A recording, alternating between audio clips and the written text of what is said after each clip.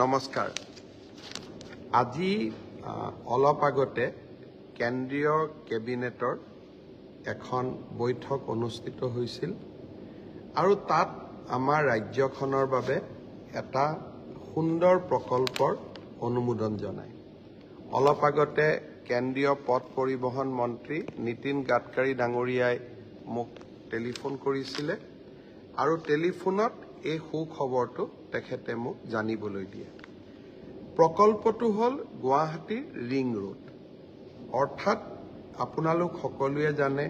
যে গুৱাহাটী হল এতিয়া উত্তৰ পূৰ্বৰ গেটৱে নহয় এক কথাত ক'বলৈ গ'লে লাহে লাহে গুৱাহাটী দক্ষিণ পূব এছিয়াৰ গেটৱেলৈকে পৰিৱৰ্তিত হৈ আছে গুৱাহাটীক এটা ৰিং ৰোডৰ অতিকে প্ৰয়োজনীয়তা আছিল আমি সকলোৱে জানো যে বৰ্তমান আমাৰ নেশ্যনেল হাইৱে বুলি ক'লে আমি খানাপাৰাৰ পৰা জালুকবাৰীলৈকে জালুকবাৰীৰ পৰা বাইহাটা চাৰিআলিৰ পৰা আমি কোকৰাঝাৰ অভিমুখে যাত্ৰা কৰোঁ এতিয়া যেটো গুৱাহাটী ৰিং ৰোড প্ৰকল্প হ'ব ই 55.54 অৰ্থাৎ 55.54 কিলোমিটাৰ হ'ব ই বৰ্তমান যেটো গুৱাহাটী নেশ্যনেল হাইৱে আছে তাৰ পৰা সিধা বাইহাটা চাৰিআলিলৈকে যাব কিন্তু এই বাইহাটা চাৰিআলিলৈকে যোৱা অংশটো ই 6 লেন হ'ব অৰ্থাৎ 6 লেন যুক্ত হ'ব যাতে ট্ৰেফিক কোকৰাঝাৰলৈকেও যাব পাৰে মঙ্গলদৈ ফাললৈকেও যাব পাৰে যেতিয়া আমি বাইহাটা চাৰিআলি গৈ পাম বাইহাটা চাৰিআলিৰ পৰা ই পুনে কুৰুৱালৈকে যাব কুৰুৱা আৰু নাৰেংগী চন্দ্ৰপুৰৰ মাজত এখন নতুন ব্ৰহ্মপুত্ৰৰ ওপৰত দলং হ'ব তাৰ পিছত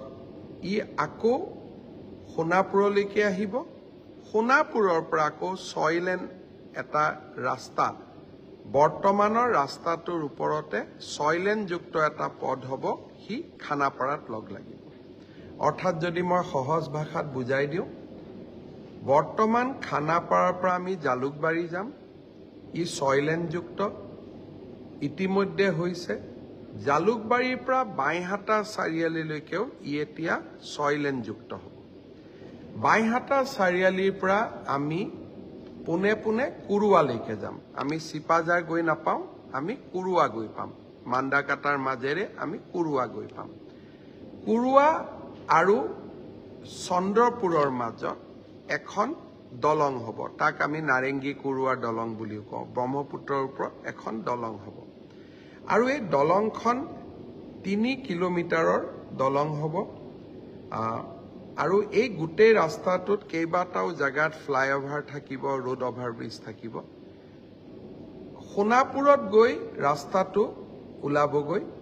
সোণাপুৰৰ পৰা ই খানাপাৰা পৰ্যন্ত আকৌ 6 লেন যুক্ত হ'ব অৰ্থাৎ গুৱাহাটীৰ পৰা উজনি অসমলৈকে যোৱা যাত্ৰীসকলেও 6 লেন যুক্ত পথেৰে সোণাপুৰলৈকে যাব পাৰিব মঙ্গলদৈৰ পৰা গুৱাহাটীলৈকে নহাকৈ সোণাপুৰৰ পৰা পুনে উজনিলৈ যাব পাৰিব গুৱাহাটীলৈ আহিব পাৰিব আৰু বাইহাটা চাৰিআলিৰ পৰা কোনোবা মানুহৰ যদি গুৱাহাটীত কাম নাথাকে বিমানবন্দৰলৈকে যাব খোজে বা মঙ্গলদৈৰ পৰা বিমানবন্দৰলৈকে আহিব খোজে তেওঁলোকে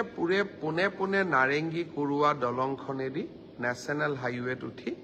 বিমানবন্দৰলৈ গুচি যাব পাৰিব এই গোটেই প্ৰকল্পটোত 6,797 কোটি টকা খৰচ হ'ব আৰু এই প্ৰকল্পটোৰ 1,000 কোটি টকা ৰাজ্য চৰকাৰে বহন কৰিব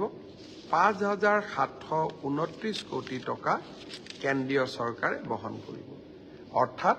প্ৰধানমন্ত্ৰী নৰেন্দ্ৰ মোদী ডাঙৰীয়াই দায়িত্ব লোৱাৰ পিছতেই 3-4 মাহ হোৱাই নাই অসমলৈকে